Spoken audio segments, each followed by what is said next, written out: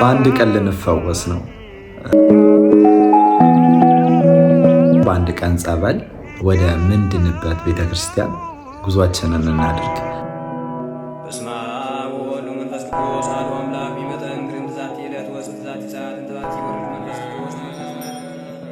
እና እኛ ደግሞ ከሌሎች ፍጥረታት የምንለየው በማሰባችን ነገሮችን በማገናዘባችን ነው። እና ብዙ ጊዜ ብዙ ለሰው ማንናገራቸው ለብቻችን የምንይዛቸው ብዙ ደስታዎች፣ ብዙ ጥልቅ ሀዘኖች ይኖራሉ። እና ትክክለኛ እረፍት፣ ትክክለኛ ሰላም ለምናገኝበት ሰው ነው ሚስጥሮቻችን መናገር የምንፈልገው። እና ያ ደግሞ አምላካችን ነው። እና አምላካችን ጋር ሄደን እፎይ ብለን እውነታውን ተናግረን አርፈን ይቅርታ ጠይቀን ለበደልነው በደል ለሰራነው መልካም ስራ ተመስግነን ከጌታችን ጋር ተወያይተን ጥሩ ጊዜ አሳልፈን እንመጣለን።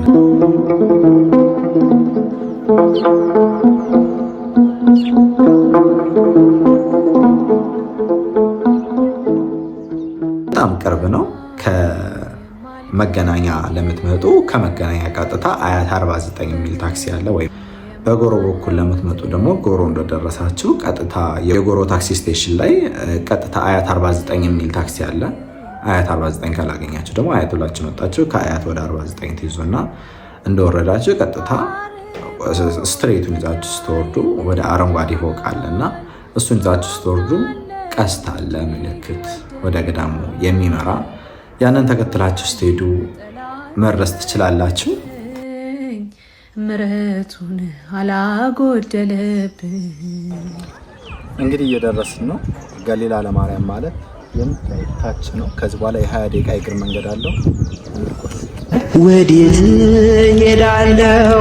መሸሸጊያም የለኝ ምሕረት መጠጊያ ዋሻ ካልሆነች ዋሻ።